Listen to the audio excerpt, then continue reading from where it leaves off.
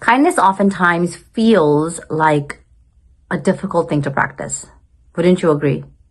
Here are some simple ways, some few tips that you can actually start to make kindness as a practice. How?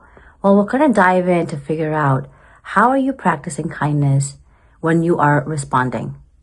The second thing that is really important is to zoom in on the energy of kindness, which I think is such a great shifter, and kindness as an actual value that you get to practice with your family. Okay, so let's dive in. Let's get into that first thing I talked to you guys about. In between a reaction and a response, there's a pause. Let me say that again. In between a reaction and a response, there is a pause. If the milk spills and you're screaming, you're reacting. If the milk spills and you're calm, you're responding. You want to learn the simple act of practicing a pause. 3-second pause. I tell everybody, all my clients know this. Before you go into reaction mode, take a beat. Pause for 3 seconds and ask yourself, how does the best version of me show up? And then do that. Because why? That shifts the whole dynamics of the relationship that you have with your own family. What does that lead us into? It leads us into this place of energy. When we practice kindness, when we make it like a mantra, when we make it like a practice, when we actually live into kindness, being kind to our family, it's so hard. Probably the toughest thing, when your wife looks at you with disgust, when your husband makes a face with us, I'm so disappointed. How do you practice kindness in that time? It's so tough, isn't it? Like you feel depleted, you feel drained, you feel overwhelmed, you feel sad. And I'm telling you, hey, Ambereen is saying, practice kindness. Yeah. Why? Because by practicing kindness, you will shift the whole energy of the home, of the relationship. Kindness is free. Yes, it's hard to practice.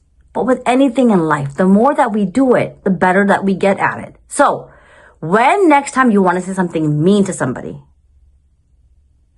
ask yourself this. Would you want someone to say that to you? And if you don't respond. Don't do anything. In that moment in time, staying quiet will speak volumes versus babbling stuff that you're going to regret later. As we kind of talk through this conversation of practicing kindness, learning to respond, shifting the energy, I think it's really important to understand that kindness is a value. It's a value that you get to live into with your children, with your partners, with your mom, with your dad, with your brother, with your sister, you name it. It's a practice. It's a value. When you do your level best by living into it, which I always talk about, and you guys know this, is like, I want you to play the role model card. I want you to role model every behavior that you want your kids to have. Because if you're not doing it, they're going to become mini versions of you. Someone's got to break the cycle, no? Why not you? Why don't you do your best to practice kindness as a value of your family? Almost like a foundation. It becomes foundational. It's like a pillar. It holds your family down. And when you practice kindness, everything starts to elevate and it starts to shift. In our home, when my kids were young, they would make fun of me all the time. And I would say, kindness is so cool. Kindness is so cool. And I would do my best to be kind to the stranger on the sidewalk who I don't know something about, to somebody who needs some support and help, to my own children who were throwing a fit, having a challenging time. Just sometimes giving people grace, allowing them to be, is a really simple way of giving people the space to be themselves, to really understand that through kindness, you show other people that it's okay to express all different emotions. Why? This is very, very, very important as I wrap this up, is you don't want to take things personally. I stumbled upon my words, so I'll say it again. don't take things personally. Because when you take things personally, you cannot live into your best self. You will be a horrible mom, a mean dad, a disrespectful kid, and no one wants to be remembered for those things, right? If you wanted to be, you wouldn't be here listening to this right now.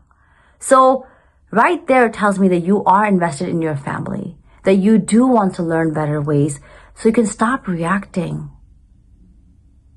so you can take that beat, so you can really up-level the energy and have more harmony, healing, and happiness in your home. So that way you can really live into values that actually become part of the legacy of the generations to come. If you're somebody who really wants to learn and practice, bringing more peace, more harmony into your home, and you're having a tough time really being kind because life is hard, and I get it. Life's pretty hard. I want you to reach out to me. I've opened up a few spots for my own private coaching clients, and I would love for you to kind of get on a call with me. Let's explore and see what the possibilities are. Looking forward to serving you, sending you a whole lot of Ambereen. Until next time,